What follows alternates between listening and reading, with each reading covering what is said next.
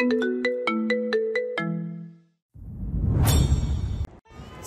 পরীক্ষা চলছে। তার এখন অনেক ব্যস্ত সময় যাচ্ছে। জীবন বদলের পরীক্ষা, তারপরেই তো নামের পাশে ডাক্তার শব্দটা যোগ হবে।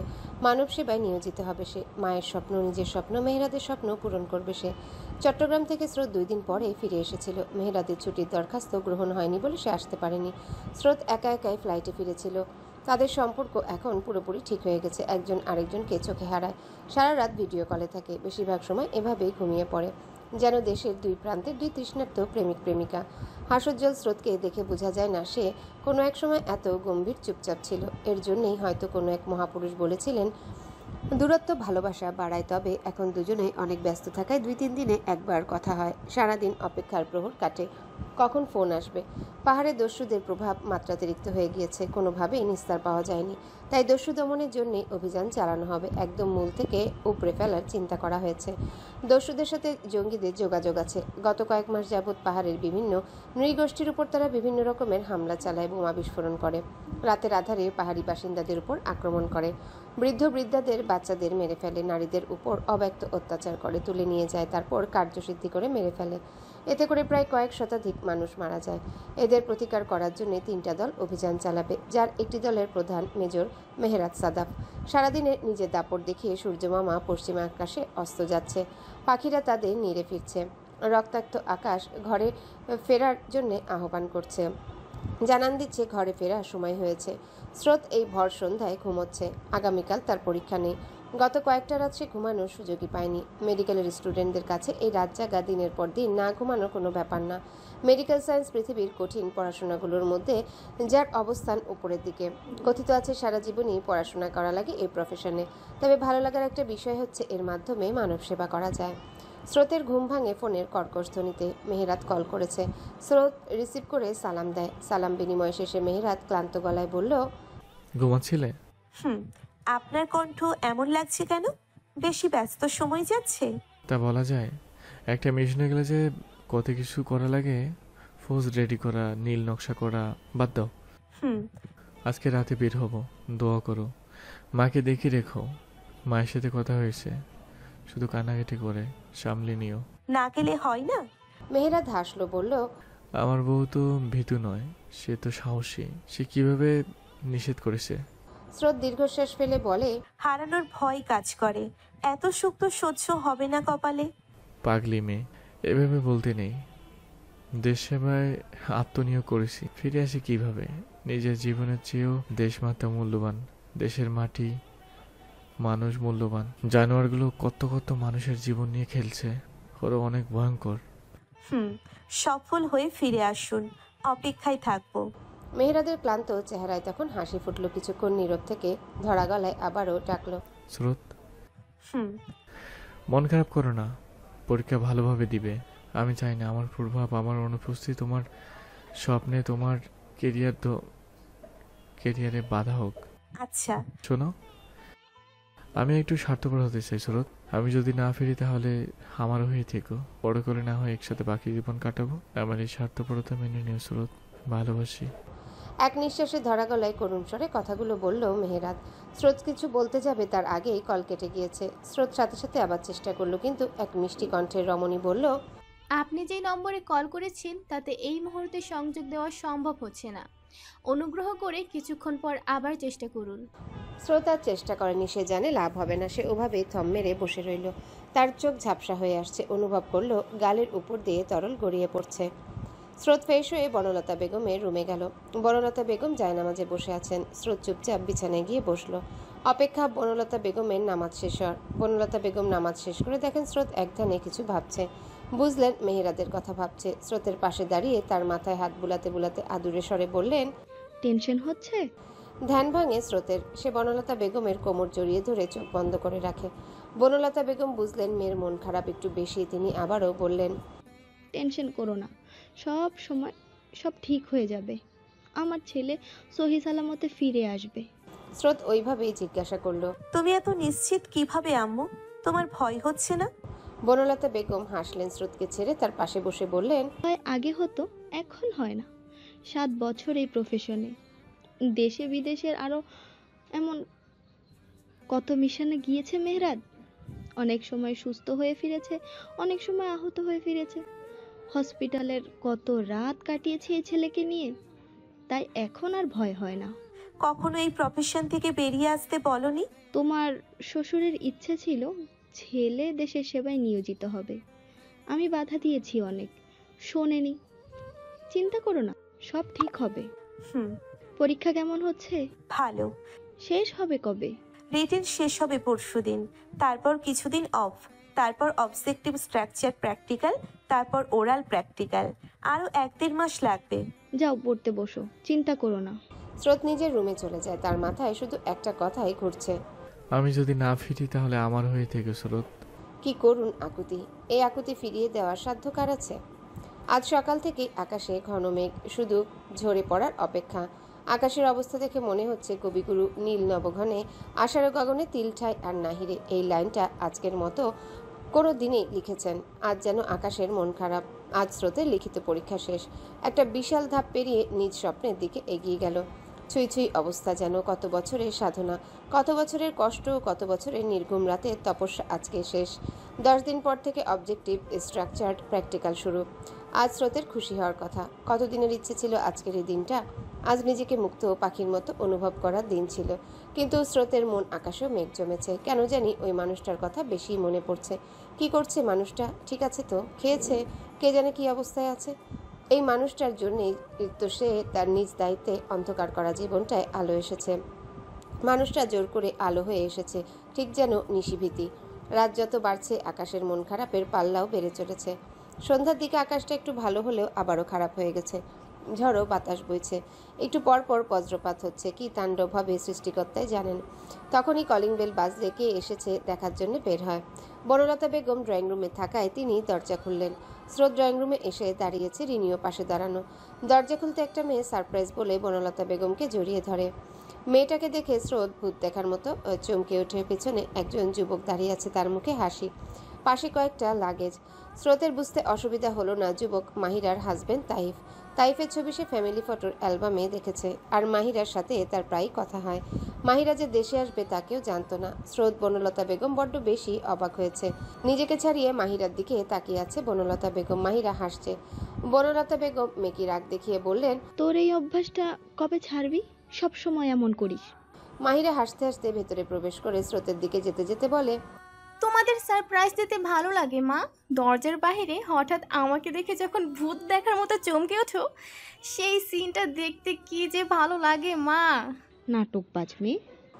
মেয়েকে উদ্দেশ্য করে বলে। এবার তাইফের দিকে নজর দেন বনলতা বেগম। তাকে উদ্দেশ্য করে বলেন, তুমিও এই নাটকবাজের সঙ্গ দিলে? তাইফ ভেতরে হেসে ভেতর প্রবেশ করে, বলে, সঙ্গ না দিলে যে আপনার মেয়ে আমাকে আস্ত রাখবে না, জানেনই তো ও কেমন।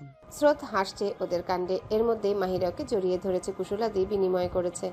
স্রোত বলে, পরশুদিন রাতে তো কথা হলো, তখন তো বলতে পারতে। মাহিরা হেসে জবাবে বলল, তখন আমরা এয়ারপোর্টে ছিলাম। এর জন্যই ওই দিন ভিডিও কল দাওনি? একদম, বলে শব্দ করে হেসে ফেলে মাহিরা। তখন রিনি বলে ওঠে, আর কইয়েন না ভাবিজান, আপা সব সময় এমন করে। আরেকবার আমি দরজা খুলছিলাম বুঝছেন, খুইলা তো আপারে দেখা আমি অজ্ঞান হইয়া গেছিলাম। আপার লগে 2 ঘন্টা আগে কথা কইছিলাম আমি আর চাচি। আপা বাংলাদেশে আইসে আমাকেও ফোন দিছিল, কিন্তু জানাইছে না। আমি তো ডরে শেষ আছিলাম। রিনির কথায় সবাই হেসে ফেলল। স্রোত বুঝলো এই পরিবারের সবাই অনেক মজার মানুষ, হাসি খুশি। সে মেহেরাদের কাছে কৃতজ্ঞ এমন একটা পরিবারে তাকে আনার জন্যে, তাকে বিয়েতে জোর করার জন্যে। মাহিরা তখন একতোরা লাল গোলাপ মায়ের হাতে দিল। বনলতা বেগম তা গ্রহণ করে বললেন, তোদের 2 ভাই বোনের পাগলামি আর শেষ হলো না। ছোটবেলার অভ্যাস মা। ফুল পেলে তুমি আজও কত খুশি হও, সব সময় এমন। হয়েছে, ফ্রেশ হতে যা, আমরা খাবার তৈরি করি। হ্যাঁ মা, বড্ড খিদে পেয়েছে। কতদিন তোমার হাতের রান্না খাই না। প্লেন ল্যান্ড করার কথা ছিল 11টার দিকে। আকাশের অবস্থা খারাপ ছিল বলে সেই প্লেন ল্যান্ড করেছে বিকালে। আর ফ্লাইটের যে বাজে খাবার, ছি। মাহিরা তাইফ চলে যায় ফ্রেশ হতে। এদিকে বনলতা বেগম ফুলগুলো স্রোতের হাতে দিলেন। তিনি জানেন স্রোতও ফুল পছন্দ করে। স্রোতের মনে পড়ে যায় প্রথম দিন ওরা সবাই যখন ঘুরতে বের হয়েছিল, তখন মেহেরাদও সবার জন্য ফুল এনেছিল, মা পছন্দ করে বলে। তাছাড়া স্রোত যখন চট্টগ্রামে ছিল তখনও তাকে এত এত ফুল দিয়েছিল। ভাই বোন দুজনাই মায়ের পছন্দকে এখনও গুরুত্ব দেয়। সে যত এই পরিবারকে দেখছে ততই অবাক হচ্ছে। বনলতা বেগম তখন বললেন, আসো, রান্না করতে করতে গল্প করি। তোমার সময় হবে? হ্যাঁ হ্যাঁ, আমি আজকে ফ্রি আছি। আচ্ছা, আসো তাহলে। বনলতা বেগম রান্না করছেন, রিনি এটা ওটা এগিয়ে দিচ্ছে। স্রোত পাশে দাঁড়িয়ে দেখছে। তার মনে পড়ে যায় তার মা যখন রান্না করতো সে মাঝে মাঝে এভাবে পাশে দাঁড়িয়ে থাকতো, আর কত গল্প করতো মা মেয়ে, যা বর্তমানে অতীত ছাড়া কিছু না। দীর্ঘশ্বাস বেরিয়ে এলো। বনলতা বেগম বললেন, কি ভাবছো? তেমন কিছু না। তোমার মনে আছে যেদিন আমরা প্রথম রাতের শহর দেখতে বেরিয়েছিলাম? মেহেরাদ আমাদের জন্য ফুলের গাজরা এনেছিল, মনে আছে? হ্যাঁ আছে। স্রোত মাথা নাড়িয়ে বলে, আজকে মাহিরা আনলো। তোমার মনে প্রশ্ন জাগে না, এরা এমন কেন করে? স্রোত তাকিয়ে রইল, কিছু বলল না। এমনটা সে আগে দেখেনি। বনলতা বেগম বলতে শুরু করলেন, তোমাদের বাবা আমাকে নিজে পছন্দ করে বিয়ে করেছিলেন, ডাক্তার মানুষ ছিলেন। আমার বাবাকে উনি চিকিৎসা করতেন, সেই সুবাদে ওনার আমাকে দেখা। তারপর পরিবার কথা বলে, তারপর বিয়ে। উনি আমার সাথে কখনোই জোর গলায় কথা বলতো না। আমি যে গৃহিণী মানুষ, উনি এত বড় ডাক্তার হয়েও কখনো আমাকে ছোট নজরে দেখেনি। যদিও আমি সেই আমলের অনার্স পাস, কিন্তু সংসারের জন্য কখনো চাকরির কথা ভাবিনি। আর এটা তোমাদের বাবা সম্মান করতেন। তবুও যদি কোনো কারণে সকালে আমার সাথে ঝগড়া হতো, বকাবকি করতেন, রাতের বেলায় ফেরার সময় আমার জন্য ফুল নিয়ে আসতেন, হাবিজাবি খাবার নিয়ে আসতেন। উনি জানতেন এগুলো আমার পছন্দ। রাগ করলে উনি এমনটাই করতেন, যা আমার ছেলে মেয়েরাও দেখেছে, শিখেছে। মেহেরাত তো ছোট থেকেই বাড়ির বাইরে থাকতো, যখনই বাড়িতে ফিরতো তখনই আমার জন্য ফুল আনতো। মাহেরাও তাই আমার সাথেই থাকতো। স্কুলের রেজাল্ট খারাপ করলে আমি যাতে রাগ না করি, আমার জন্য নিজের জমানো টাকা দিয়ে ফুল আনতো, হাওয়াই মিঠাই আনতো, আরও কত কি। আমার ছেলে মেয়ে দুটো বাবার মতো হয়েছে। এদের সাথে তুমি কখনোই রাগ করে থাকতে পারবে না। দেখলে না, আমাকে সারপ্রাইজ দেবে বলে না জানিয়ে চলে আসলো। সব সময় এমন করে। মাকে সারপ্রাইজ দিতে ওদের ভালো লাগে। বনলতা বেগম স্মিত হেসে বলা শেষ করলেন। স্রোত অপলক চেয়ে রইল ওই হাসিতে। কত প্রশান্তির হাসি একটা। একটা মেয়ে জীবনে আর কি চায়? স্বামী সন্তানের জন্যে যে তার সারাটা জীবন বিলিয়ে দেয়, তার তো এতটুকু খুশি প্রাপ্য। কিন্তু তার মা কিচ্ছু পায়নি, কিচ্ছু না, শুধু অশান্তি ছাড়া। কখনো ক্ষমা করবে না তার বাবাকে। তার মা এক আকাশ পরিমাণ দুঃখ নিয়ে পৃথিবী ছেড়েছে। রাত যত গভীর হচ্ছে, প্রকৃতি লোকে অভাবনীয় পরিবর্তন দেখা দিচ্ছে। চারিদিকে এলোমেলো বাতাস বইছে। বাতাসের তীব্র গতিবেগ সহ ঘনকৃষ্ণ পুঞ্জ পুঞ্জ মেঘ আকাশের এক প্রান্ত থেকে অন্য প্রান্তে দ্রুত গতিতে ছুটে আসছে। সঙ্গে সঙ্গে শোনা যাচ্ছে ঝড়ো হাওয়ার একটানা শোষ শব্দ, ক্ষুব্ধ ঝটিকায় উত্তাল গর্জন। প্রচণ্ড বর্ষণ শুরু হয়ে গেল। মুহুর্মুহু বিদ্যুৎ তন্নি ঝলসিত হয়ে গোটা আকাশটাকে বিদীর্ণ করে দিতে চাইল। চারিদিকে জমাট বাঁধা নিশ্ছিদ্র অন্ধকার। স্রোতের মনে হলো আকাশ আজ তার সাথে পাল্লা দিয়ে মন খারাপ করছে। স্রোতের কেন জানি আজ খুব মন খারাপ হচ্ছে, মনটা কুগাইছে। কোনো বিপদ হবে কি? মেয়েরাত ঠিক আছে তো? রাতের খাবার খেয়ে সবাই যার যার রুমে চলে যায়। মাহিরা তাইফ ক্লান্ত হওয়ায় আর কথা বলেনি কেউ। তারপর থেকে স্রোত তার ব্যালকনিতে দাঁড়িয়ে ঝড়ের তাণ্ডব লীলা দেখছে। বৃষ্টির প্রতিটা কোণা তাকে ছুঁয়ে দিচ্ছে। একটা সময় পর পুরোপুরি ভিজে গেছে সে, কিন্তু তাতে স্রোতের খেয়াল নেই। কেন যে মন বলছে মেয়েরাদের কিছু হয়েছে। মেহেরাদের কথা বড্ড বেশি মনে পড়ছে। রাত 1-2 হবে হয়তো, কে জানে। মন খারাপের সাথে সাথে ঝড়ের পরিমাণও বেড়ে যাচ্ছে। স্রোত ঠিক করলো কাল সকালে বনলতা বেগমকে দিয়ে মেহেরাবের ডিপার্টমেন্টে যোগাযোগ করাবে। মেহেরাদের কোনো খোঁজ আছে কিনা জানার চেষ্টা করবে। সে ব্যালকনিতেই ভেজা কাপড়ে বসে রইল। ঘরে গিয়ে কাপড় পরিবর্তন করতে ইচ্ছে করছে না। কোনো কারণ ছাড়াই মনটা খারাপ হওয়ার ব্যাপারটা অদ্ভুত। শুধুই কান্না করতে ইচ্ছা করছে, চিৎকার করতে ইচ্ছা করছে, নিজের চুল ছিঁড়তে ইচ্ছা করছে। স্রোতেরও এমনই হচ্ছে, শূন্যতা অনুভব হচ্ছে।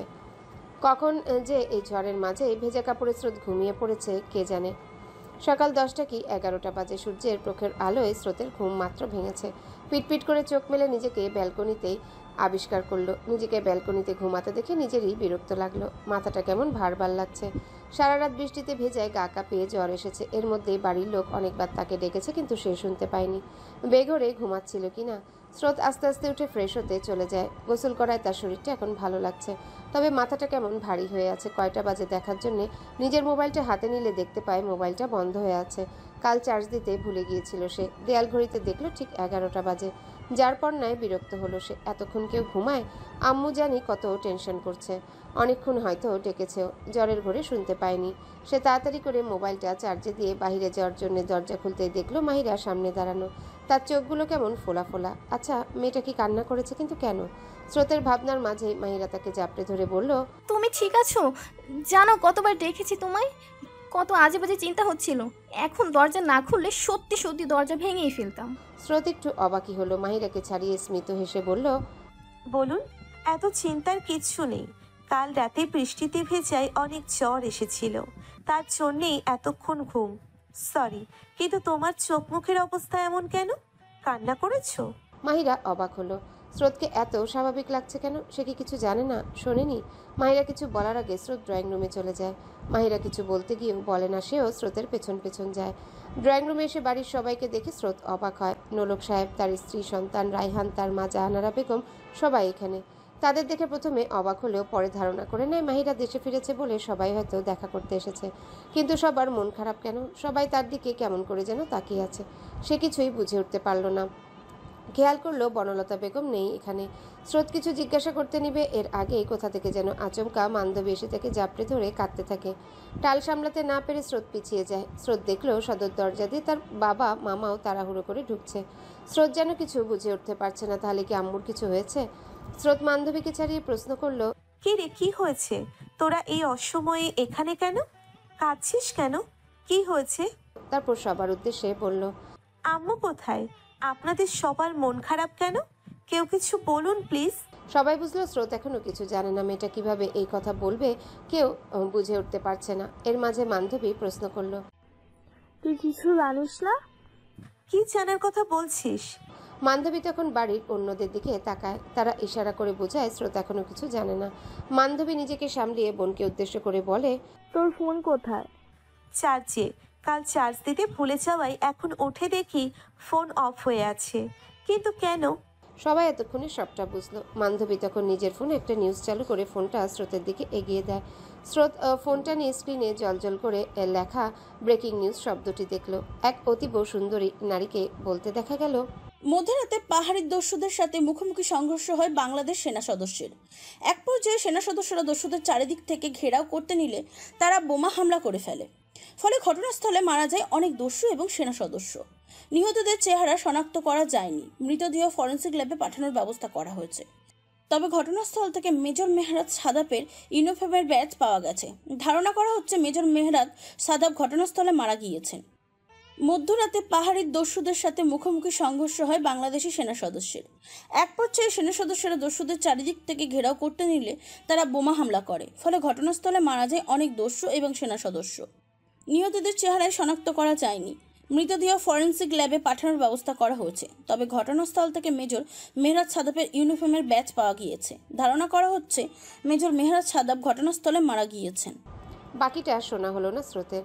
এর আগে হাত থেকে ফোনটা পড়ে যায়। মস্তিষ্ক যেন কাজ করা বন্ধ করে দিয়েছে। চারিদিক কেমন ঘুরছে, অন্ধকার লাগছে, ঝাপসা হয়ে আসছে সবকিছু। শরীর যেন তার ভার ছেড়ে দিল। মাথাটা খুব জোরে কোনো শক্ত কিছুর উপর পড়লো। চোখ নিবু নিবু অবস্থায় দেখলো তার দিকে সবাই দৌড়ে আসছে। তারপর সবটা অন্ধকার। আকাশে কালো মেঘের আবরণ পড়ে গেছে। এই রৌদ্রময় এই দিনটাকেও ঘুটঘুটে অন্ধকার লাগছে। চারিদিকে এলোমেলো বাতাস বইছে। প্রকৃতি তার বিরূপ প্রভাব ফেলছে। প্রচণ্ড ঝড় হচ্ছে। স্রোত কাঁদছে, বাড়ির সবাই কাঁদছে। বনলতা বেগম একটু পর পর বেহুশ হয়ে যাচ্ছেন।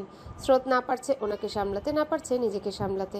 আকাশে যেন আজ বাঁধ ভেঙেছে। সেও স্রোতের সাথে পাল্লা দিয়ে কাঁদছে। থামার কোনো নামই নেই। এর মধ্যে অ্যাম্বুলেন্সের আওয়াজ শোনা গেল। মাত্রই বাড়ির সামনে এসে থামলো যেন। স্রোত তখনই দৌড়ে বেরিয়ে গেল। তার পেছনে পেছনে ছুটলো মান্ধবী, মাহিরা আর নয়না। মেয়েটাকে আটকানো তাদের উদ্দেশ্য। স্রোত থামলো অ্যাম্বুলেন্সের সামনে। ঝড় আর তাণ্ডব সমান তালে চালিয়ে যাচ্ছে। কয়েক মুহূর্তের মধ্যে ভিজিয়ে দিল সবাইকে। স্রোত দেখলো দুজন লোক স্ট্রেচারে করে সাদা কাপড়ে ঢাকা একটা মৃতদেহ বের করলো। তার পাগুলো যেন ওখানেই আটকে গেছে। এর মধ্যে মান্ধবী, মাহিরা ওকে ধরলো। মৃতদেহ বাড়ির ভেতর নিয়ে যাওয়া হচ্ছে। স্রোত সবটাই অবলোকন করছে। সে যেন কথা বলতে ভুলে গেছে।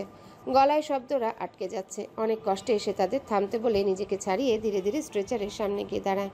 কাপা কাপা হাতে মৃতদেহের মুখ থেকে সাদা কাপড়ের খানিকটা অংশ সরায়। মেহেরাত চোখ বুজে আছে। স্রোতের মনে হলো সে ঘুমাচ্ছে। কি নিশ্চিন্তে ঘুমাচ্ছে সে। বৃষ্টির ফোঁটাগুলো সুদর্শন পুরুষের চেহারা দখল করে নিল, তবুও মানবের ঘুম ভাঙার নাম নেই। স্রোত চিৎকার করে উঠল। মেহেরাত, সাথে সাথে ঘুম থেকে লাফিয়ে উঠল স্রোত। নিজেকে বনলতা বেগমের বিছানায় আবিষ্কার করলো। মাথাটা ঝিমঝিম করছে। বুঝতে পারলো এতক্ষণ স্বপ্ন দেখছিল। তার গা জ্বরে পুড়ে যাচ্ছে, তবুও চেহারায় বিন্দু বিন্দু ঘাম। চোখ খুলে রাখতে কষ্ট হচ্ছে। তার মাথা চেপে ধরে রাখলো। নিজেকে ধাতস্থ করতে এই সব ঘটনা মনে পড়ল। হাঁসফাঁস লাগছে। স্বপ্নটা তো সত্যি হয়ে গেল। মেহেরাত নেই, সে চলে গিয়েছে, আর ফিরবে না। নিঃশ্বাস নিতে কষ্ট হচ্ছে, বুকটা ফেটে যাচ্ছে। আশেপাশে তাকিয়ে দেখলো তার এক পাশে বান্ধবী, অন্য পাশে বনলতা বেগম বসা। পায়ের কাছে মাহিরা বসা। স্রোতকে উঠতে দেখেই মাহিরা বেরিয়ে গেল। প্রত্যেকের মুখেই দুশ্চিন্তার ছাপ। স্রোত পাশ ফিরে বনলতা বেগমের দিকে চাইল। উনি এতক্ষণে স্রোতকে আগলে নিয়েছিলেন। স্রোত ওনার হাত ধরে ঢোক গিলে নিজেকে ধাতস্থ করলো। কাঁদলো না, সে কাঁদে না। কান্না তাকে মানায় না। সে নিজেকে শক্ত খোলসে আবরণ করতে জানে। দৃঢ়কণ্ঠে বনলতা বেগমকে বলল, আম্মু তুমি না বলেছিলে চিন্তা না করতে, তোমার ছেলে ফিরে আসবে? কই, ফিরে তো এলো না।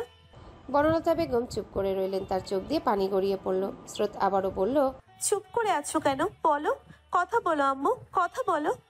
বলতে গিয়ে কান্নারা দলা পাকিয়ে আসতে চাইলেও স্রোত নিজেকে সামলে নিল। বান্ধবী বোনের এই অবস্থা মানতে পারছে না। শেষবার এমন হয়েছিল তাদের মায়ের মৃত্যুর সময়। সে বোনকে কি বলে সান্ত্বনা দিবে বুঝে উঠতে পারল না।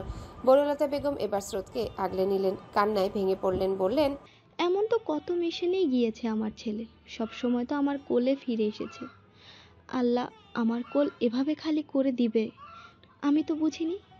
স্রোত চুপ করে রইল। চোখ দিয়ে এক ফোঁটা পানিও পড়ছে না। চোখে মুখে কাঠিন্যতা। এর মধ্যে মাহিরা খাবার নিয়ে আসলো। খেয়ে নিতে বলল স্রোতকে। এমন অবস্থায় খাওয়া যায়? বনলতা বেগম চোখ মুছে খাবারের প্লেটটা নিলেন। স্রোতকে উদ্দেশ্য করে বললেন, খেয়ে নাও, জ্বরে গা পুড়ে যাচ্ছে তোমার, মেডিসিন নিতে হবে। আমি ঠিক আছি, খাবো না কিছু। আমি কয়জনকে সামলাবো বলো? একজন ছেড়ে চলে গেছে, তুমি এমন করছো। কয়জনকে সামলাবো আমি? তুমি তো যথেষ্ট শক্ত মনের মেয়ে, এমন করো না, ধৈর্য ধরো, নিজেকে সামলাও। ধমকে বললেন বনলতা বেগম। স্রোত টলমল চোখে তাকালে ওনার দিকে। তিনি খাবারের লোকমা স্রোতের দিকে এগিয়ে দিয়ে বললেন, খেয়ে নাও। সারা রাত কোনো খবরের অপেক্ষা করে কাল ভোরবেলায় আমরা চট্টগ্রামের উদ্দেশ্যে বের হব। স্রোত দু লোকমার বেশি মুখে নিতে পারল না। গলা দিয়ে খাবার নামছে না। বনলতা বেগম ওষুধ খাইয়ে দিলেন। স্রোত বিছানা থেকে নামলো। উদ্দেশ্য নিজের রুমে যাবে। নিজের পায়ে দাঁড়াতেই মাথা ঘুরিয়ে পড়তে নিলে বান্ধবী ধরে ফেলে। নিজে দিয়ে আসতে চাইলে স্রোত নিষেধ করে। শক্ত গলায় বলে, ছাড়ো আমাকে, আমি একাই যেতে পারবো। বলেই বের হয়ে যায় রুম থেকে। বান্ধবী কান্নায় ভেঙে পড়ল। সে তো ভেবেছিল বোন এবার সুখী হবে, খুশিতে থাকবে, গম্ভীর শক্ত খোলসটা থেকে বের হবে। হয়েছিল তাই। তাহলে কেন এমন হলো? বনলতা বেগমের রুম থেকে স্রোতের রুমে যেতে হলে ড্রয়িং রুমের উপর দিয়ে যেতে হয়। বাড়ির বাকি সবাই ড্রয়িং রুমে বসেছিল। স্রোতকে সোজা হেঁটে আসতে দেখে প্রত্যেকের প্রধান আকর্ষণ হয় স্রোত। স্রোত অপলক সামনের দিকে এগিয়ে যাচ্ছে। কোনো প্রতিক্রিয়া নেই। মনে হচ্ছে সে যেন ব্যাটারি চালিত রোবট। অন্য কেউ তাকে নিয়ন্ত্রণ করছে। স্রোতের মামা স্রোতের দিকে এগিয়ে যান। স্রোত ভ্রুক্ষেপ না করে সোজা নিজের রুমে চলে যায়। মামা পিছু ডাকলেন না। দূর থেকে মেয়ের এই অবস্থা দেখে স্রোতের বাবার চোখ ফেটে দুফোঁটা জল গড়িয়ে পড়ল। স্রোত জোরে শব্দ করে দরজাটা বন্ধ করে ফেলে। প্রতিটা মানুষ কেঁপে ওঠে। ভয়েরা জেগে বসে। কিন্তু মেয়েটাকে কি বলে সান্ত্বনা দিবে? বিয়ের 3 মাসের মাথায় কেই বা চায় স্বামীহারা হতে? মেয়ের শরীর থেকে তো এখনও নতুন বউয়ের ঝলকই যায়নি। বাড়ির পুরুষ সদস্যরা চেষ্টা করছে ডিপার্টমেন্টে যোগাযোগ করতে, কিন্তু পারছে না। শুধু এতটুকুই বলা হয়েছে, আপনারা যত তাড়াতাড়ি সম্ভব চট্টগ্রামে আসুন। সারাদিন দাপট দেখে অরুণ পৃথিবীবাসীকে বিষণ্ণ সন্ধ্যাবেলা উপহার দিয়ে চলে গিয়েছে অনেক আগেই। চারিদিকটা ঘুটঘুটে অন্ধকার। চাঁদ উঠেনি হয়তো, বাজ অমাবস্যা। আকাশের কোথাও কোনো তারা দেখা যাচ্ছে না। আকাশ কি বুঝতে পারলো স্রোতের জীবনটাও ঘুটঘুটে অন্ধকারে ছেয়ে গেছে? স্রোত এতক্ষণ টি টেবিলের উপরে রাখা মেয়েরাদের ছবিটা নিয়ে মেঝেতে বসেছিল। এক দৃষ্টিতে তাকিয়েছিল। এক ফোঁটা চোখের জলও গড়ায়নি। এর জন্যেই হয়তো পৃথিবীর কোনো এক প্রান্তে বসে কেউ একজন বলেছিলেন, অল্প শোকে কাতর, অধিক শোকে পাথর। স্রোতের এবার নজর যায় রুমের একপাশের দেয়ালে অনেকটা জুড়ে অবস্থান করা মেহেরাদের বড় ছবিটার দিকে। কি সুন্দর হাসছে। স্রোত তো প্রথমে হাসিটার প্রেমে পড়েছিল। স্রোত হাতের ফ্রেমটা রেখে বিছানায় ভর দিয়ে উঠে দাঁড়ায়। টাল সামলাতে না পেরে বিছানার উপর পড়ে যায়। মাথাটা ভনভন করে ঘুরছে। সে আবার দাঁড়ায়, আস্তে আস্তে এগিয়ে যায় ছবিটার দিকে। হাস্যোজ্জ্বল চেহারাটায় কাপা কাপা হাতে স্পর্শ করে বলল, আপনি হাসছেন মেহেরাত? কিভাবে পারছেন হাসতে? বুকটা কাঁপছে না? আমাদের কাঁদিয়ে আপনি হাসছেন? আর বলতে পারল না। শরীরের এই জোরটাই পাচ্ছে না সে। ঢোক গিলে থেমে থেমে আবারও বলতে শুরু করলো, আপনি না বলেছিলেন আমার সাথে থাকবেন সব সময়? কথা দিয়েছিলেন তো আমাকে কখনো কষ্ট দিবেন না। তাহলে তাহলে চলে গেলেন কেন এভাবে? আমাদের তো একসাথে বাঁচার কথা ছিল, পুরো বিশ্ব ঘোরার কথা ছিল। এই আপনার ওয়াদা, কেন করলেন এমন? এই কয়েকদিনে তো আমি অল্প অল্প করে স্বপ্ন বুনতে শুরু করেছিলাম মেহেরাত। আমাদের একটা সংসার হবে, আমরা খুব সুখে থাকবো। আমি আপনাকে ভালোবাসি বলে বলে বিরক্ত করব। আমি ভালোবাসি বলার আগেই আপনি আমাকে একা করে রেখে চলে গেলেন। বুকটা যন্ত্রণা করছে মেহেরাত, প্রচন্ড যন্ত্রণা করছে। দম বন্ধ হয়ে আসছে, শ্বাস নিতে পারছি না। ফিরে আসুন না প্লিজ, সবকিছুকে দুঃস্বপ্ন প্রমাণ করে চলে আসুন। অশ্রু গড়িয়ে পড়তে শুরু করলো। স্রোত হাত দিয়ে মুছে ফেলতে ফেলতে ঢোক গিলে বলল, কাঁদবো না, আমি একদম কাঁদবো না। কার জন্যে কাঁদবো? আপনার জন্য, যে কথা দিয়ে কথা রাখে না, যে কষ্ট দিবে না বলে এক সমুদ্র পরিমাণ কষ্ট দিয়ে অচিনপুরে চলে যায়, তার জন্যে কাঁদবো? একদম কাঁদবো না। মন তো এসব বুঝে না। এতক্ষণ আটকে রাখা অশ্রু যেন বাঁধ ভাঙল। অশ্রুর দাপটে স্রোত মেঝেতে হাঁটু ভেঙে বসে পড়ল। কাঁদতে কাঁদতেই বলতে লাগলো, মেহেরাত, এই কয়েকদিনে তো আমি আপনার সাথে মিশে গিয়েছিলাম। আপনার সাথে একদিন কথা না হলে মনে হতো কত জনম ধরে কথা বলি না। ছুটতে চলে যাই আপনার কাছে, আপনার বুকে হামলে পড়ি। এখন আমি কার কাছে যাব মেহেরাত? কার অপেক্ষায় প্রহর গুনবো? কার বুকে মাথা রাখবো আমি? কে আমাকে আগলে নিবে? বলুন না মেহেরাত, চুপ করে আছেন কেন? কথা বলুন। আমি আপনাকে আর চালাবো না মেহেরাত, আর কষ্ট দিব না, মজা করব না আপনার সাথে। ফিরে আসুন প্লিজ, একটা বার ফিরে আসুন। আমার কথা আপনি শুনছেন না মেহেরাত? কাঁদতে কাঁদতে শ্বাস বন্ধ হওয়ার জোগাড়। কাঁধে কারো হাতের স্পর্শ পেল স্রোত। দেখলো মেহেরাত তার দিকে তাকিয়ে হাসছে, হাত বাড়িয়ে দিয়েছে আর বলছে, হাতটা ধরো স্রোত, উঠে এসো। স্রোত উঠল, পিটপিট করে চেয়ে রইল সামনের মানবের দিকে। হেসে হামলে পড়ল বুকে, বলতে শুরু করলো, আপনি এসেছেন মেহেরাত? আমি জানতাম আপনি আসবেন। ওরা ওরা ভুল নিউজ বলছিল, আমি জানতাম। মেহেরাত হাসছে আর বলছে, আমি তোমার কল্পনা স্রোত। আমি চলে গেছি দূরে, অনেক দূরে, যেখানে থেকে কেউ ফিরে আসে না, কোনোদিন ফিরিনি। তুমি আমার হয়ে থেকো স্রোত, আমরা পরকালে একসাথে থাকবো। তোমার মুখ থেকে ভালোবাসি শোনা এ জন্মে আর হলো না, পর জন্মেই না হয় শুনবো। ভালো থেকো স্রোত, তুমি অনেক ধৈর্যশীল, শক্ত মনের একটা মেয়ে, এভাবে ভেঙে পড়ো না। বলেই ছায়া মানব হাওয়ায় মিলিয়ে গেল। স্রোত বলতে শুরু করলো, না না, যাবেন না মেহেরাত, কোথাও যাবেন না। আমি আপনাকে ছাড়া থাকতে পারবো না। আমি আপনার উপর নির্ভরশীল হয়ে গেছি, আমাকে একা রেখে যাবেন না। আমি কি নিয়ে বাঁচবো, কিভাবে থাকবো আপনাকে ছাড়া? দাঁড়ান মেহেরাত, যাবেন না। আমি আপনাকে ভালোবাসি, শুনুন মেহেরাত, ভালোবাসি আমি আপনাকে। আমাকে এভাবে ভেঙে গুঁড়িয়ে দিবেন না।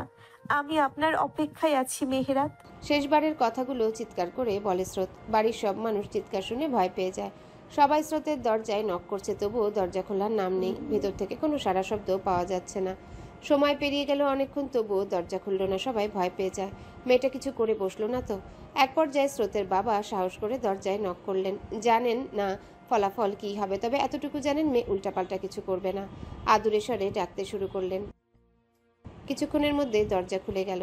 স্রোতের এমন বিধ্বস্ত অবস্থা কারো কাম্য ছিল না। সবাই হতবাক হয়ে চেয়ে রইল মেয়েটার দিকে। মান্ধবী অঝরে কেঁদেই চলেছে। বনলতা বেগম শক্ত গোছের মানুষ, এমন বিপদ উনি অনেক সামলেছেন। ছেলের লাশ দেখার আগ অবধি তিনি বিশ্বাস করেন না ছেলের কিছু হয়েছে। স্রোত বাবাকে জাপড়ে ধরে কেঁদেই চলেছে, বলল, বাবা, উনি চলে গেলেন কেন? আমাকে নিয়ে যেতে পারতেন তো। আমি এখন থাকবো কি করে? এখন প্রথমে মা চলে গেল, এখন উনি চলে গেলেন, কে নিয়ে থাকবো আমি? চলেই যখন যাবেন, তাহলে এসেছিলেন কেন জীবনে? জড়ালেন কেন আমায়? আমি তো জড়াতে চাইনি, কেন এমন করলেন? স্রোতের হুঁশ নেই। সবার সামনেই বিলাপ করছে। স্রোতের বাবা বুঝতে পারলেন না মেয়েকে কি বলে সান্ত্বনা দিবেন। আজ কত বছর পর মেয়ে তার সাথে কথা বলেছে, কত বছর পর মেয়ে তার কাছে এসেছে, কিন্তু তিনি অসহায়। উপস্থিত সকলে দেখছে একজন কঠিন মানবীর বিধ্বস্ত রূপ। উপস্থিত সবার চোখ দিয়ে অশ্রু ঝরল। বনলতা বেগম এগিয়ে গেলেন স্রোতের কাছে, আগলে নিলেন তাকে, বললেন, শোনো, আমার বিশ্বাস আমার ছেলের কিছু হয়নি, কিছু হতে পারে না আমার ছেলের। নিজের কি অবস্থা করেছো তুমি? এভাবে ভেঙে পড়লে চলবে?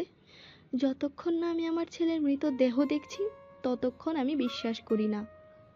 আমার মন বলছে আমার ছেলে সুস্থ আছে। স্রোত টলমলে চোখে চেয়ে রইল বনলতা বেগমের দিকে। বনলতা বেগম সবার উদ্দেশ্যে বললেন, ভোর হওয়ার অপেক্ষা আমি করব না, আমরা একটু পরই বের হব। ব্যাগ গুছাও। বান্ধবীকে উদ্দেশ্য করে বলল, স্রোতের ব্যাগটা গুছিয়ে দাও, তুমিও আমাদের সাথে যাবে, তৈরি হও। মধ্যরাতেই দুটো গাড়ি বেরিয়ে পড়ল চট্টগ্রামের উদ্দেশ্যে। বাড়িতে রইলেন রায়হানের মা নয়না, নবীন। স্রোতের মামা বাবা যাননি। বিপদে রাস্তা যেন শেষ হয় না। স্বাভাবিকভাবে যত সময় লাগে তখন যেন আরো বেশি সময় লাগে। কি জানি সত্যি কিনা, নাকি মনের ভুল ধারণা। স্রোত আর কান্না করেনি, হয়তো সেও মনে মনে বিশ্বাস করে মেহেরাদের কিছু হতে পারে না, সে বেঁচে আছে। গাড়ি যখন চট্টগ্রাম সেনানিবাসের সামনে এসে থামে তখন পশ্চিম আকাশে আলোর রোশনাই দেখা দিয়েছে। সবাই ওয়েটিং রুমে বসে আছে, এখানে কেউ কিছু বলছে না। উপরমহল থেকে আদেশ করা হয়েছে মুখ বন্ধ রাখতে। সবাই শুধু লেফটেন্যান্ট জেনারেলের জন্য অপেক্ষা করতে বলছে, উনি আসার পর যা বলার বলবেন। অপেক্ষার প্রহর যেন শেষ হচ্ছে না। অনেকক্ষণ বাদে স্রোতের সামনে এক সুন্দরী ইউনিফর্ম পরা অফিসার এসে দাঁড়ায়। স্রোত মুখ তুলে দেখে সেই অতি পরিচিত নারীকে। মানবীর চেহারায় আষাঢ়ে মেঘ। স্রোত উঠে দাঁড়ায়, অস্পষ্ট স্বরে বলে, ক্যাপ্টেন সামিরা। ম্যাম, আপনাকে কি বলে সান্ত্বনা দিব আমার জানা নেই, শুধু বলবো নিজেকে সামলান। নতমুখে বলে সামিরা।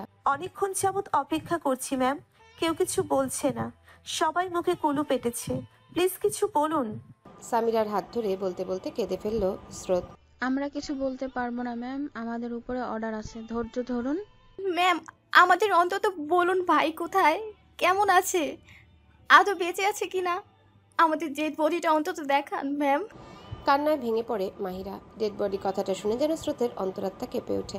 তখনই ক্যাপ্টেন সামিরার ফোনে কল আসে। তিনি কথা বলে সকলের উদ্দেশ্যে বলে, জেনারেল স্যার এসেছেন, তিনি কথা বলবেন আপনাদের সাথে। ওনার কেবিনে যেতে হবে, তবে সবাই না, দুজন আসুন আমার সাথে। একটা বিশাল কক্ষে বনলতা বেগম আশ্রত বসে আছে লেফটেন্যান্ট জেনারেলের সামনে। জেনারেল স্যার দু হাতে কপাল ঠেকিয়ে টেবিলে ভর দিয়ে নতমুখী হয়ে বসে আছেন। তিনি কিছু ভাবছেন। টেবিলের পাশে ক্যাপ্টেন সামির এবং আরও দুজন অফিসার দাঁড়ানো।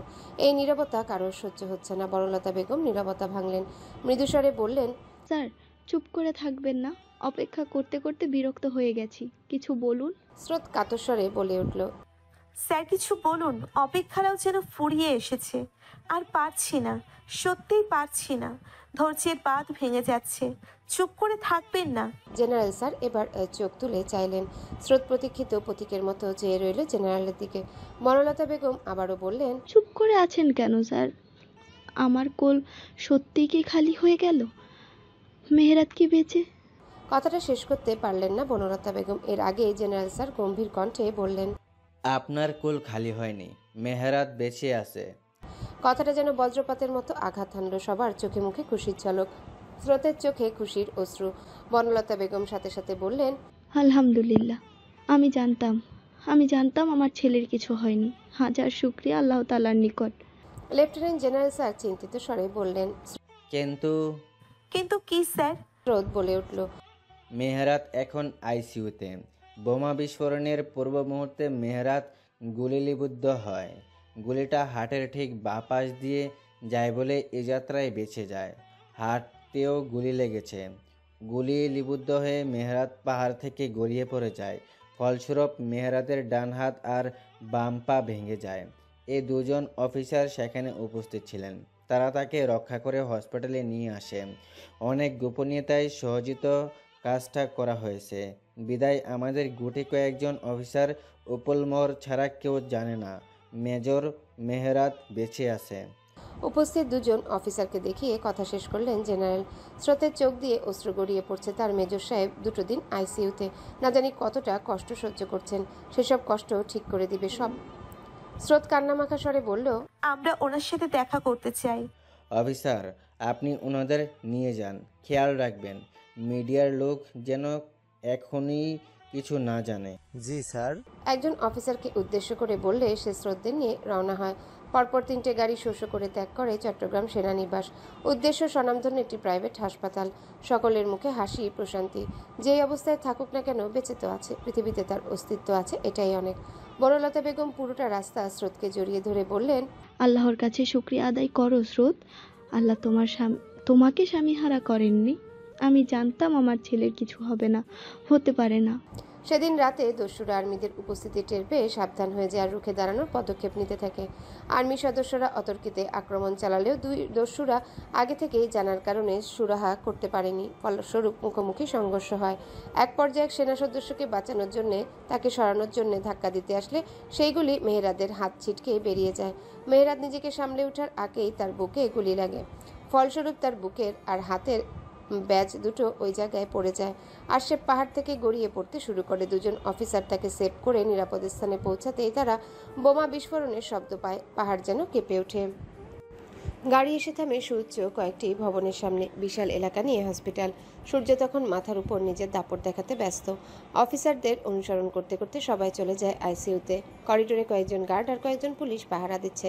হাসপাতালের এই 5তলার এই দিকটা সম্পূর্ণ খালি করা হয়েছে। অফিসার, গার্ড, ডক্টর এবং নার্স ছাড়া সাধারণ মানুষের আনাগোনা নিষেধ। স্রোত গিয়ে দাঁড়ালো দরজার বাহিরের উপর দিকে ছোট গোল গ্লাসটার সামনে, যেখান থেকে ভেতরে মেহেরাদের ঘুমন্ত মুখটা স্পষ্ট দেখা যাচ্ছে। মেহেরাদের শরীরে এত ব্যান্ডেজ দেখে স্রোতের বুকে যেন রক্তক্ষরণ শুরু হলো। সে চোখ ফিরিয়ে নিল। তার সহ্য হচ্ছে না। সে তার প্রেমিক পুরুষকে এই অবস্থায় দেখতে পারছে না। একবার মনে হচ্ছে মেহেরাদের এমন করুণ অবস্থা দেখার আগে আমার চোখগুলো অন্ধ কেন হলো না। আবার মন চাচ্ছে এক ছুটে মেহেরাদের বুকে হামলে পড়তে। স্রোত সরে গেল দরজার সামনে থেকে। একে একে পরিবারের সকল সদস্যরাই মেহেরাদকে চোখের দেখাটুকু দেখে স্বস্তির নিঃশ্বাস ফেলল। স্রোত করিডোরে অবস্থিত বেঞ্চে বনলতা বেগমকে জড়িয়ে ধরে বসে আছে। বনলতা বেগম বললেন, এমন পরিস্থিতিতে আমি অনেক পড়েছি, এবার তোমার পালা, ধৈর্য ধরো। এসে থেকে দেখে যাচ্ছে ডাক্তার এবং নার্স ভেতরে কথা বলছে, কিন্তু কেউ বের হচ্ছে না। কারো থেকে কিছু জানতেও পারছে না। মেহেরাদের অবস্থার কি অবনতি ঘটল? ভাবনার মাঝে ডাক্তার বের হলে স্রোত তার দিকে এগিয়ে যায়। উদ্বিগ্ন স্বরে জিজ্ঞাসা করে, স্যার, পেশেন্টের কি অবস্থা এখন? সিচুয়েশন ক্রিটিক্যাল, ডেটোরিয়েটর করেছে। হার্টের পাশে দিয়ে গুলি দেওয়ায় অনেক কমপ্লিকেশন তৈরি হয়েছিল। কাল বিকালে অপারেশন করা হয়েছে। অপারেশন থিয়েটারে আমরা রোগীতে হারাতে বসেছিলাম, তবে মিরাকল হলো, অপারেশন সাকসেসফুল হয়েছে। কিন্তু এই জায়গায় এসে থেমে যায় ডক্টর। তার চেহারায় চিন্তার ছাপ। স্রোত বলল, কিন্তু কি স্যার, থেমে গেলেন কেন? পেশেন্টের এখনো সেন্স ফেরেনি। কথাটা যেন করিডোরে বজ্রপাত সৃষ্টি করলো। সবাই আটকে উঠল। আটকে উঠে বলে স্রোত, কি বলছেন স্যার? হ্যাঁ, তার হাত থেকে গড়িয়ে পড়ায় মাথায়ও সামান্য আঘাত লেগেছে।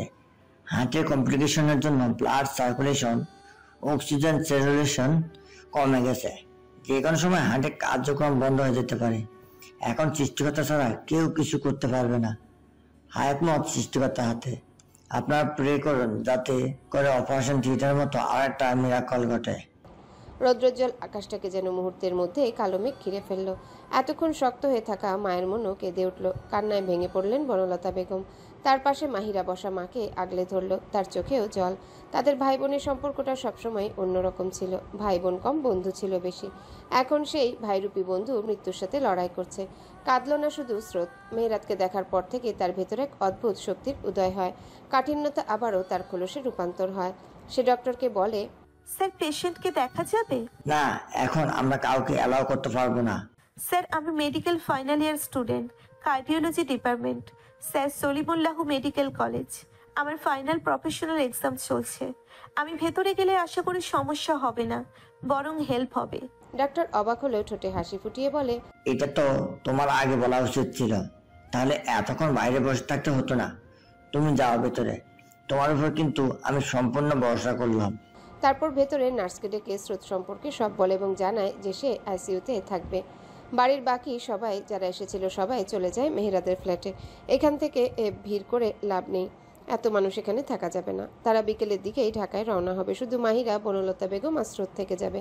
এখন হাসপাতালে শুধু বনলতা বেগম আর স্রোত আছে। বনলতা বেগম বসে আছেন জায়নামাজে। ডাক্তার চলে গেলে স্রোত নার্সের পেছন পেছন আইসিইউর ভেতর প্রবেশ করে। তার পা যেন নড়তে চাচ্ছে না, হাত পা অবশ হয়ে আসছে, শরীর অসাড় হয়ে যাচ্ছে। মনে হচ্ছে এই প্রথম সে এমন একটা কেবিনে প্রবেশ করেছে। কিন্তু তার জীবনের সহস্রাধিক ঘন্টা, লক্ষাধিক মিনিট সে হাসপাতালের কেবিনে, ওয়ার্ডে, আইসিইউতে কাটিয়েছে। এইসব যন্ত্রপাতি, এই রুম সব তার অতি পরিচিত, কিন্তু আজ সব নতুন লাগছে, অচেনা লাগছে। সে কখনো ভাবতেও পারেনি ক্ষণ সময়ের হয়ে যাওয়া তার অতি প্রিয় মানুষটার জন্য তার এই রুমে প্রবেশ করতে হবে। সে ধীর পায়ে মেহেরাদের বেডের সামনে দাঁড়ায়, অপলক চেয়ে থাকে তার দিকে। কত যন্ত্রপাতি ঘিরে আছে তাকে। মানুষটা মৃত্যুর সাথে লড়াই করছে। নার্স স্রোতকে থাকতে বলে চলে যায়। স্রোত একটা চেয়ার টেনে মেহেরাদের পাশে বসে, ক্যানোলা লাগানো হাতটায় আলতো করে স্পর্শ করে। মানুষটার সামনে সে কাঠিন্যতা ধরে রাখতে পারে না। তার কাঠিন্যতা মেহেরাদের সংস্পর্শে এলে মোমের মতো গলে যায়। কি ভেবে যেন উঠে দাঁড়ালো স্রোত। মেহেরাদের উন্মুক্ত কপালে অনেক সময় নিয়ে গাঢ় করে ঠোঁট ছোঁয়ালো, তারপর চোখে, নাকে, গালে, থুতনিতে, ঠোঁটে। কতদিনের তৃষ্ণা মেটালো কে জানে। মেহেরাত সজাগ থাকলে নিশ্চিত দুষ্টুমি করে বলতো, হ্যালো বন্ধুরা, পরবর্তী পার্ট খুব তাড়াতাড়ি আসবে, তো সবাই অপেক্ষায় থাকো। আর চ্যানেলটি যারা এখনো সাবস্ক্রাইব করোনি তারা পরবর্তী পার্ট দেখার জন্য চ্যানেলটি সাবস্ক্রাইব করে রেখো। ধন্যবাদ সবাইকে, আমাদের সাথেই থেকো।